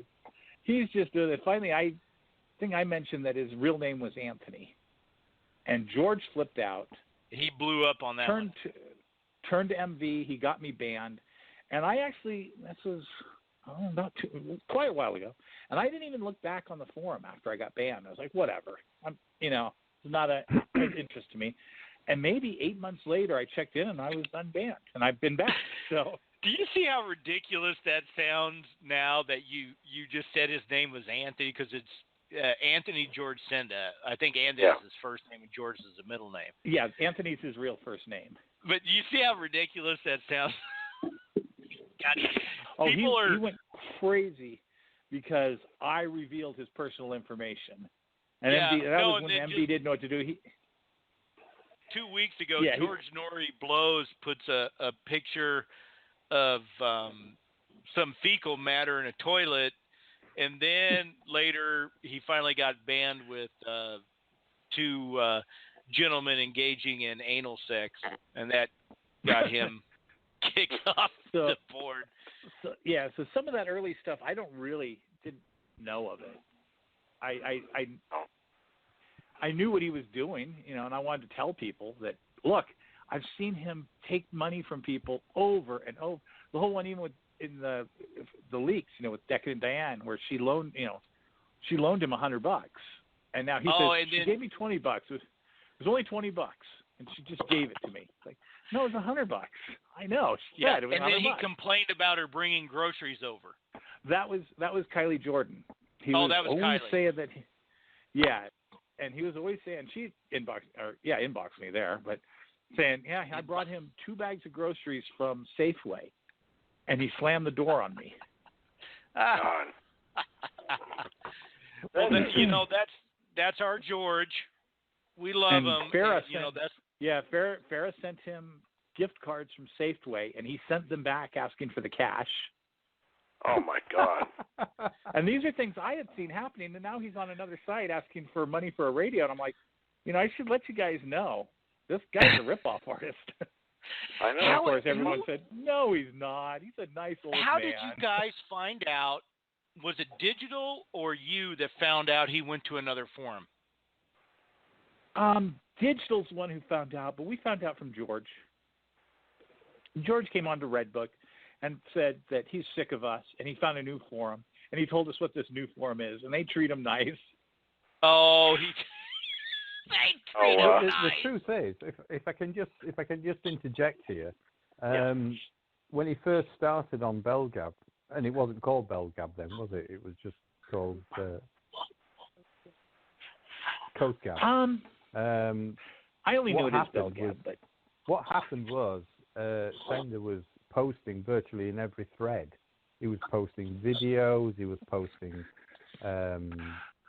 posts of his random. Oh yeah, he did that on Redbook. That was well done. And that's when Curtis formed the dedicated musings of Falky, and then obviously he thought then, because he got a forum, a thread with his name on it. It not only did he own the thread, he owned the absolute, he owned the website. Yeah, he owned it. Yeah, what he couldn't understand, what he couldn't fathom was that although he had his name on it, he didn't have the power of veto. So he couldn't administer it. He couldn't ban people. He couldn't edit people. He couldn't, he couldn't do anything basically. And that really pissed him off. I mean, he really did piss him off, that, seriously. But at the beginning, if you look in the first few pages, Curtis amongst men, because obviously, as we all know, Curtis is a living god when it comes to audio and so on, people were genuinely trying to help him. They really were. He was putting a question out: what kind of microphone should I have? What's the best headphones can I have? Yeah. And then he got onto this box fan thing.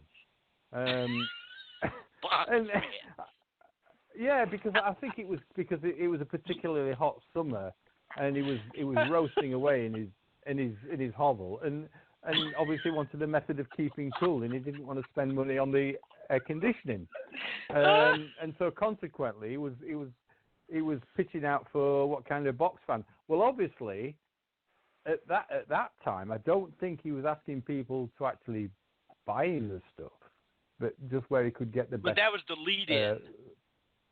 That was the lead-in, because at first I think it was just where he could get the best value for money. But obviously then it transpired that, well, no, actually, I want you to buy it for me. And if, and this was when he had this embryonic, these embryonic aspirations to be a world-class filmmaker. It's his heavy grifting really got developed on Belgab, because he took money from some of the best well-known escorts on Redbook. That word got around very fast. But, because if you can talk an escort into giving you something for free, that seems impossible to someone like me. Yeah, and then she says, I'll loan you some money because you seem very desperate and seem like a nice guy. And then you turn around and say it's a gift. And when she turns around and tells everyone else, you're not getting any more money from anybody, because she's going to be believed and he's not. I mean, yeah, it's the old adage, the whore with the golden heart. And which he was able to find them somehow. He found 4. Yeah. 4 amazing. But wow, I'm surprised he turned down all those gift cards. You know how many haul videos he could have done with those? Well, he wasn't doing videos, but yeah. Oh my God, Jason! From all of our perspective at BellGab. You know, when we started watching your videos and how you got brought into this whole rigmarole, we love watching you. The fact that you have legitimate fans and you appreciate your fans. I do. I really do. And as a part of that brought you into it, I apologize and say welcome. Oh, thank you very much, bud. Thank you. When I opened up that text you sent me, and it said Rowdy Squirrel, I was like, holy shit, I didn't know that.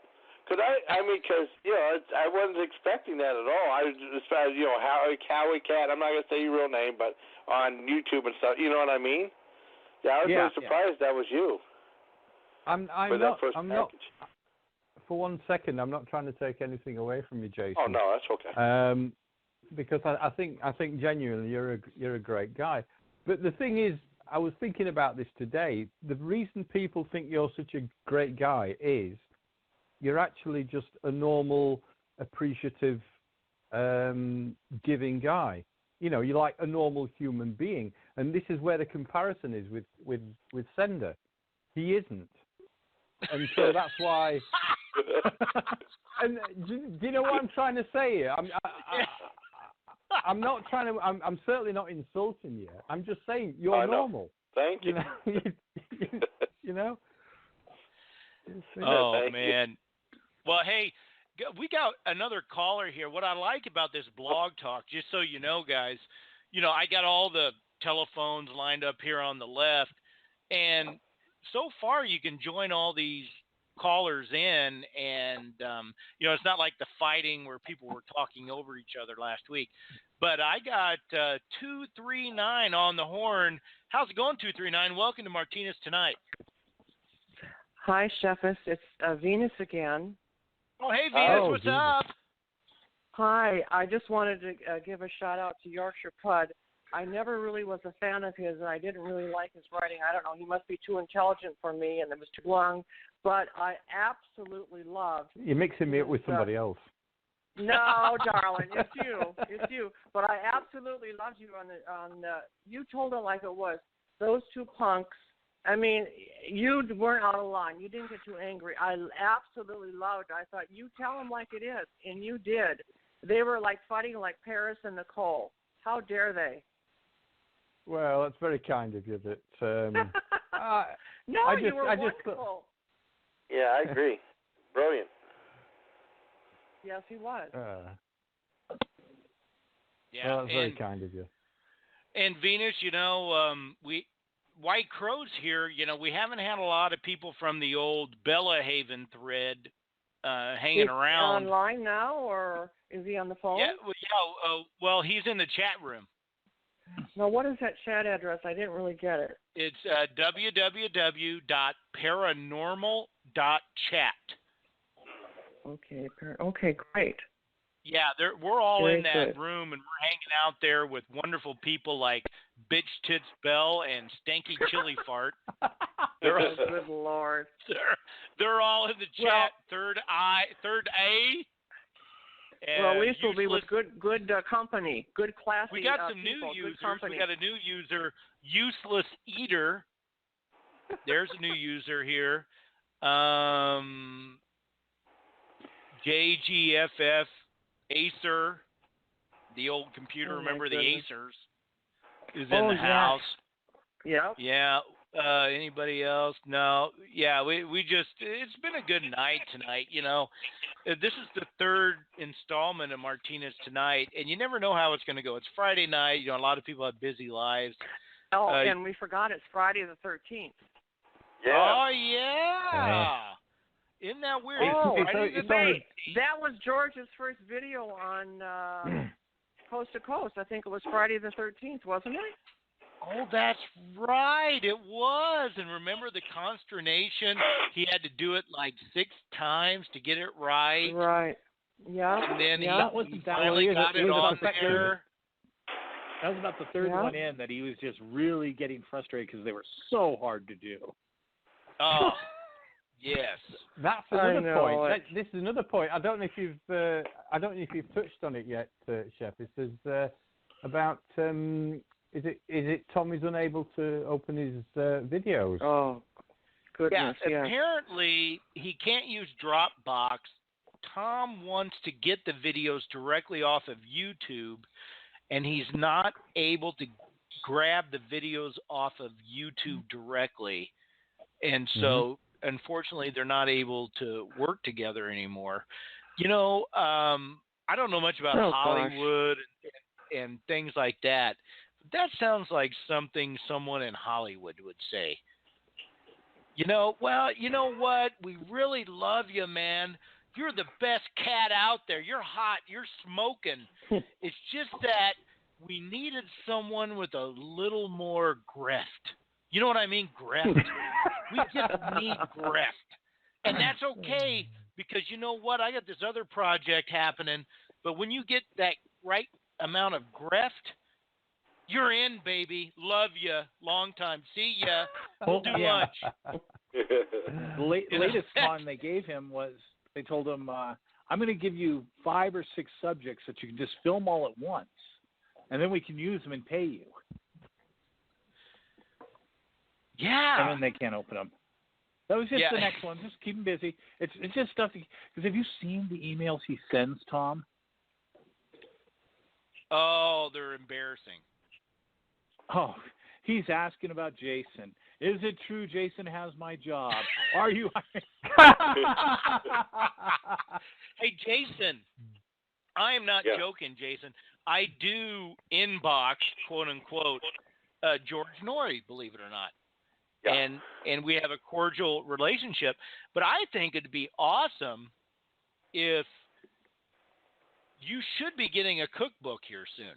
Did you know that, Jason? Oh, awesome.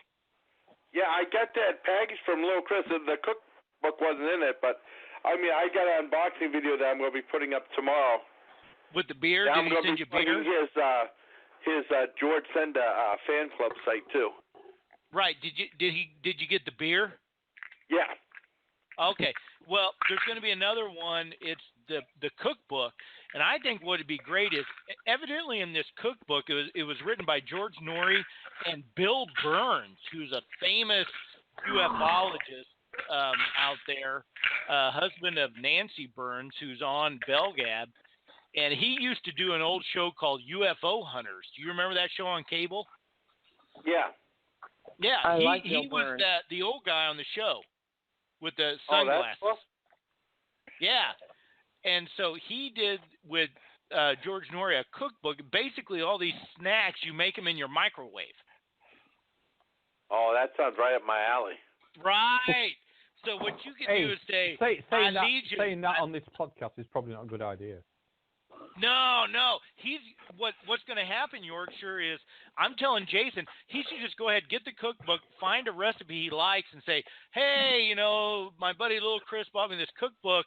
It's from George Norrie, Coast to Coast. I'm going to make one of these snacks, and I'm going to eat them and review it. And then when Jason makes the snack in the microwave and reviews it, I give it a 8 out of 10, 9 out of 10, whatever. And then he uploads that. Then we're going to show that video to George Norrie. Oh, that'd be awesome. Yeah. What do you think about that, Yorkshire?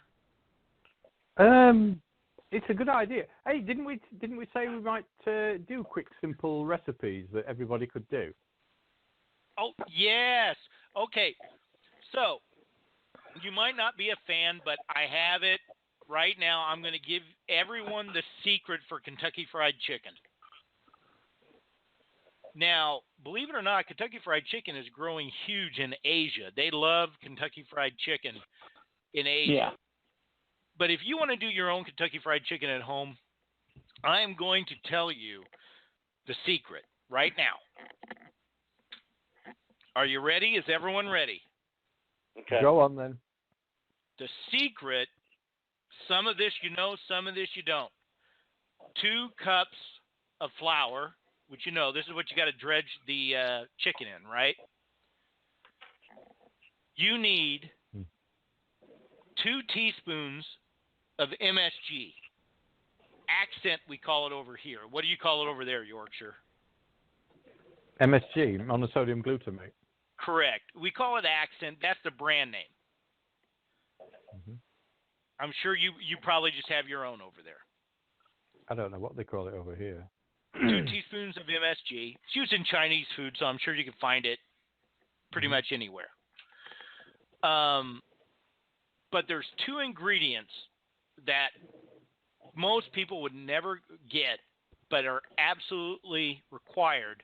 Then you can add pretty much whatever little other garlic powder, poultry seasoning you want. But here are the 2 ingredients, and it's going to blow your mind, and it has to do with the quantity of them. In that 2 cups of flour, you are going to need 1 tablespoon of Telecherry black peppercorns. You have to have Telecherry black peppercorns. Telecherry is a varietal of black pepper. Here they sell it at Costco. Do you have Costco's in England, Yorkshire? No. But Telecherry, very important. It's a type of black peppercorn.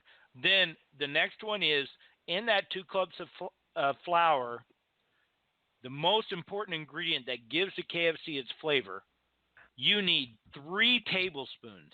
It's a lot, but it's the key. 3 tablespoons of white pepper. Wow. Believe it or not, the 3 ingredients that really give KFC their flavor is the MSG, the Telecherry, white peppercorns in the quantity. That's 3 tablespoons. That's a lot. 2 cups of flour. And does that make the bone easier to swallow? I was gonna do a joke about that. Yeah, you can't swallow the giant bone. It lubricates the throat. The bone goes down, huh? Yeah, but this is the key. Now, are there 11 herbs and spices? There are, and I know what the other ones are. But honestly, if you do that and just throw a teaspoon of poultry seasoning. Do you have poultry seasoning in England, Yorkshire? Oh yeah, we have. Is that a common seasoning? Yeah. Yeah. And so just throw a teaspoon of that, which has a bunch of herbs in it and whatever. But really, the magic is in 2 cups of flour, 3 tablespoons. That's a lot. That's almost a quarter cup. A quarter cup is 4 tablespoons. So 3 tablespoons of white pepper, 1 tablespoon of the black Telecherry, and the 2 teaspoons of the MSG. And you are going to have something that tastes just like KFC. And that's Cooking with Chefis tonight, and that's a huge one. That's a secret. I have a question. I have a question. Yes. What if you don't like KFC? Okay, if you don't like KFC, or if you don't like fried chicken, right? Not really. Oh, you're not a fried chicken fan? No, I'm not a big. I'm not. It depends how it's done, but. No, I'm not a big KFC fan. Okay, well, I'm going to tell you another way to make it. You could take that exact same. Okay, there's a seasoning mix. So I make a seasoning mix that I mix with flour. Actually, just take the black pepper, the white pepper, the MSG, and the poultry seasoning. Sprinkle it all over your chicken. No flour. Sprinkle it all over your chicken. Underneath the skin, on top of the skin, on both sides. You will, under the broiler, 15 minutes under the broiler with the skin down, 20 minutes under the broiler with the skin up, and you are about 8 inches away from the broiler. Set your rack, and it'll be the best roasted chicken with crispy skin, if you like crispy skin, that you ever had. Wow. Can I give you a quick recipe for salmon? Salmon. Now, you had a pretty good one. I did. If I can repeat it here if you want me to. It's up to you. Yeah, go ahead and repeat it. Okay. If you get to, obviously, if you get a side of salmon, a whole side of salmon, you can divide it up. But you're looking at a reasonable portion for each person that's going to eat it. And what I normally do is preheat the oven around about, I'm trying to convert it into Fahrenheit, around about 300 Fahrenheit, and on a middle shelf, and then you get in a sheet. I normally get the you call it Reynolds wrap. Just get some foil and make it into tin sort foil. of like, but turn up the edges so you're making sort of like a tray, if you see what I mean. Right, so juices don't fall out or whatever. That's correct, yeah. So Maggie Katz asked what kind of salmon. Just a nice side of salmon. Just, a reasonable colour, it's obviously got to be very fresh.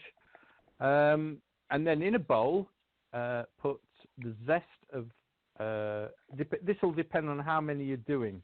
If you're going to do 4, 1 for each person, then you'll need 2 lemons and 2 limes. Zest all 4, juice all 4, put them into a bowl with a little bit of black pepper, some spring onions chopped up, and you could put a little bit of garlic in, chopped up a couple of cloves of garlic, mix it all together, score the top of the salmon, and put the whole lot onto the salmon. But if you score the salmon, then it'll sort of marinate into the meat of the salmon, and stick it in the oven for about 15-20 minutes, and serve it up with some rice that you've infused with lemon and rosemary is good, and it's quite good. It's really quite nice. Yeah, that sounds great because I love salmon, and here in the U.S., sockeye that's the one up in Alaska in the Pacific Northwest we have. We have several types, and that recipe sounds great. Now, for me, I love to make the skin crispy. It's almost like salmon candy. Yeah. If you put the skin down, it'll. Yeah. And so I saute it, and all I do is salt and pepper on the skin, and then that goes in butter and olive oil in a saute pan. Skin down. You're going to cook this, and then on top of the salmon, while the skin's down, I put mustard, salt, pepper, and dill, and a little bit of lemon pepper. And you're going to cook it basically 90% of the way with the skin down. And then just like the last minute, you flip it over, finish the other side, and then serve it with lemon, because I like that. And I literally, the skin is super I take the skin off and eat it. It's just so good. Well, I don't like eating the skin, but you can cook it with it. Oh, man, I love it. Hey, guys. I got 2 more callers. I'm going to bring them in because everyone's been doing real good. We got a 907 and a 573, and I'm going to bring them in right now. This is 907 and 573. Welcome to Martinez Tonight. Who do we got? What's up, Chef? It's MV. How's it going, you guys? MV's on. Who else is on the line? Willie. Willie, what's up, man? Willie. All the way from... A.K. Willie of Food Thread fame. Yeah, man. He's all the way from Alaska. Hey, man, MV, a lot of people wanted you to call in tonight. We got, we got Yorkshire on the line. We got Jason Callan. We got a lot of people on the line, and they're all... Hi, Yorkshire. Hi, Jason. And Hi, Chef, I would like to say that I think you're a great host. I mean, you have the personality for it. You have the drive for it. You have all the necessary ingredients. I will say, though, I was less than impressed with your KFC revelation. Had you said the secret ingredient was Windex or something along those lines, then I would have raised an eyebrow, perhaps. But no, you just gave us a series of legitimate spices and some horrible chemical that's in 98% of the food in this country. So well done. Thank you for nothing. Well, it's the quantity of the white pepper, and that also goes to the cost of the chicken, because white pepper is extremely expensive. So we're talking about, for 2 cups of flour, it's almost a quarter cup of white pepper in order to get the flavor. What you're saying what you're saying is, in the corporate boardroom at KFC, if they can just find something to replace, some horrible chemical to replace their white pepper with, their profit margins are just going to explode through the roof. No, you just said it. And the reason about 20 years ago, they did a chemical analysis of it, and all they can find was MSG, salt, black, and pepper. But the problem was their chemical analysis didn't separate black pepper from white pepper. So what they did was they figured out that the flavors that people really liked were the white pepper and the black pepper, They really didn't care about all the other spices, the herbs, and all that. So they basically cut those down to a bare minimum. They're in there, but they're almost like you don't even. So yeah, the corporation did get a hold of it. Well, thank you for that breakdown. See, ladies and gentlemen, that's why they call him Chef Ist. That's where the Ist part comes in. He's really up on all the chemicals and what have you. So, Pud, everybody, it's nice to be on with you, and I hope everybody's having a great night. I really went to great lengths to make this phone call, actually. I mean, I'm standing here next to a telephone with a cord, and it's akin to something from 1996. I really do feel like I'm calling into my favorite radio talk show to annoyingly bother them. Are you where are you in Missouri in the boondocks? Yeah, I'm at home here in Cape Girardeau. You actually have my home phone number on your caller ID now. Oh shit. Well, it's on the blog talk ones, and it doesn't save them, so you're all right. It doesn't. Does it give you the numbers of the people calling in, or does it just give you the area code? Here. Yeah, it's got the whole number. Yeah, but it doesn't save them, and I don't give a shit. So. So AK Willie, I was hoping by sticking your thread we'd get some action going in there. Has it worked out? The weather has been so bad here. I haven't been able to do a lot of outside burning, so I have a lot of things. Okay, well, thanks for nothing. Hey, MV, did you were you able to log on for the chat room shout-outs? No, I did. Okay, well, the runner-up is Stanky Chili Fart, and then the winner of today's chat room shout-outs is Bitch Tits Bell. Yeah, as opposed to Pleasant Chili Fart, and. You know, I have to say, I think that everybody making fun of Art's newly acquired men breasts, that might be an example of dirty pool, because... It's Bell Gab. I know, but I'm getting older and I'm getting softer in my age. No, you're not. You're getting soft tits, too? Well, we won't go there. I'll let you paint your own picture. If you could actually see how I'm dressed and what I look like at the moment... The audience would be less impressed. We'll put it that way. We can see, Michael, for the simple reason being all that spyware that you put on Mr. Senda's computers is now on yours. Oh yeah. Because his he's already infected, MV. Has he actually ever called this show, or is he too much of a pussy? Oh, yeah. Ooh, harsh words. Harsh words. Well, no, I call him like I see him, Mr. Pud. I'm a no-nonsense type of fella. 5 seconds before the phone was answered, I coughed up a tonsil stone. You ever had one of those? It's the most disgusting thing ever. Have you ever heard of a tonsil stone? I'm legitimately asking. It's the worst, most disgusting, horrendous thing. Everybody has them. You probably just don't know you have them, but in your tonsils, if you have tonsils, as I do, I am as God made me. I'm unmodified. If you have tonsils, chances are, there's no chances are, you have these little pockets in your tonsils where stuff builds up, like little particulate matter from food, and I think it's a combination of that and white blood cells, which is why it stinks to high heaven. I mean, it's the most abominable thing imaginable.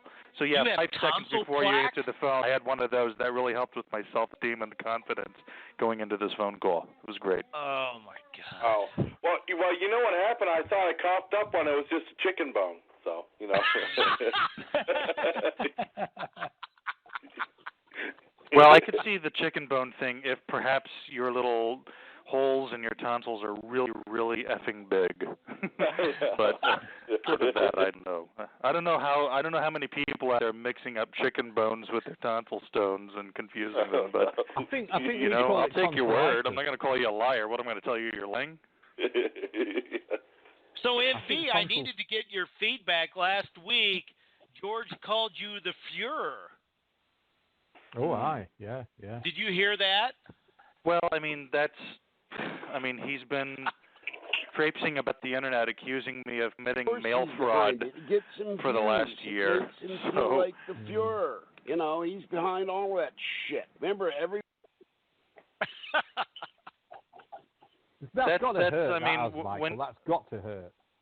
Well, I mean, again, everything is relative. He's been prancing about the internet, calling me a felon, effectively, because if I had sent him through the mail a laptop infected with malware, that would be a rather significant felony. That's why I keep telling him, look, if you think I sent you a laptop infected with spyware so that I can watch you attempt to wipe your ass with a Fat Man stick that you ordered from LL Bean or wherever the hell you get those things, then you need to just go ahead and go to your local FBI.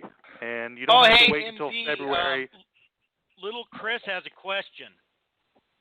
Go ahead, little Chris. This is huge because it said MV said Jason Callan would have his own thread on BellGab if he logged in. And you know Jason is now posting on BellGab.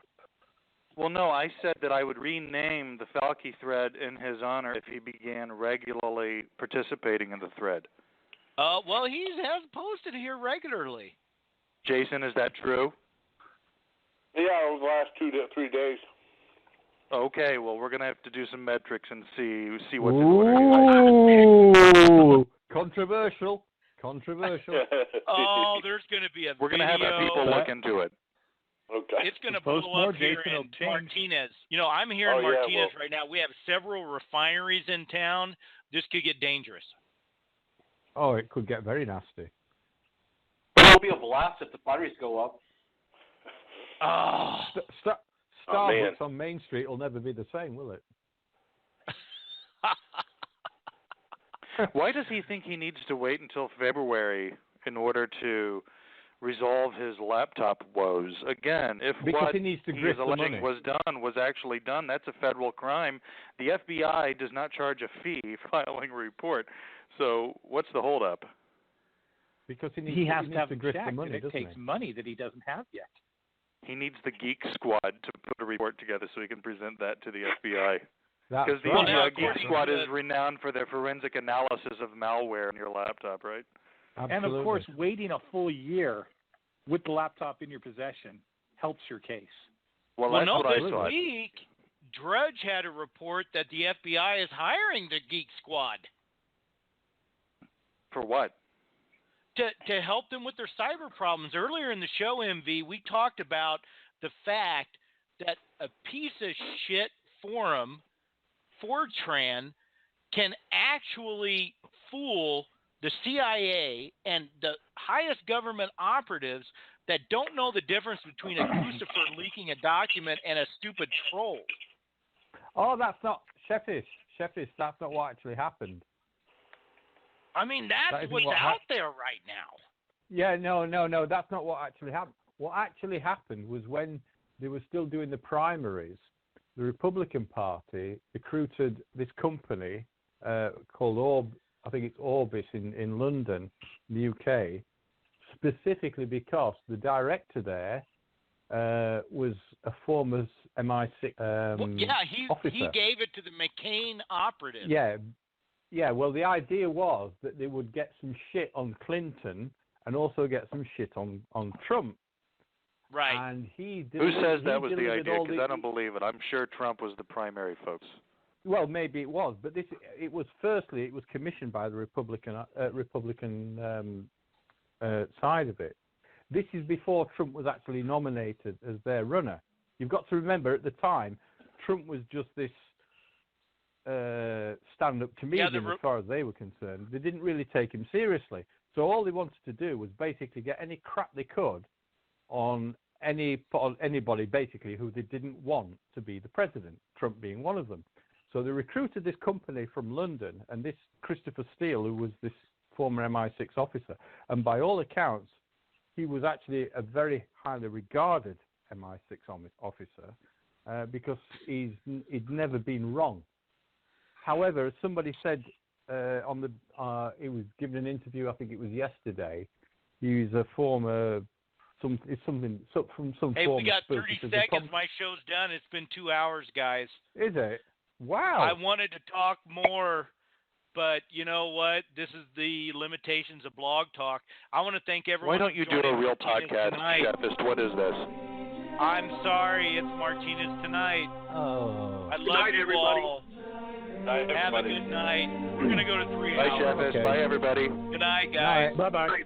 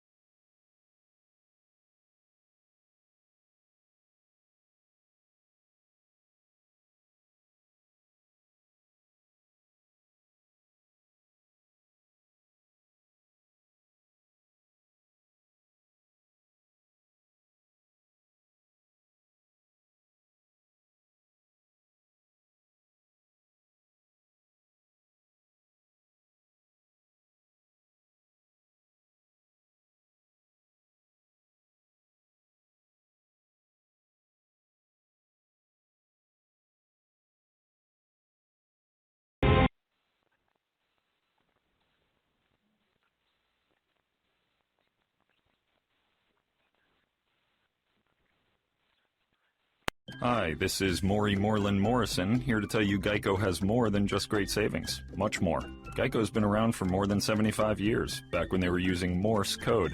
Sorry, that's just my sense of humor. What's more, with Geico you get 24/7 access to licensed agents on the app, online, or over the phone, so you can talk to them at night or in the morning. So forevermore, just know that no other auto insurer has more than Geico. More power to you. Geico. Expect great savings and a whole lot more. And now, insurance-minded speeches from Geico. It's a common expression, don't look a gift horse in the mouth. However, what if the horse's mouth is filled with useful insurance tools? This is the exact case with the Geico app. Yes, the app is free and therefore a gift horse. However, look inside the app and behold, emergency roadside assistance, digital ID cards, bill pay. Get the Geico app. Look it in the mouth, get amazing services. Thank you.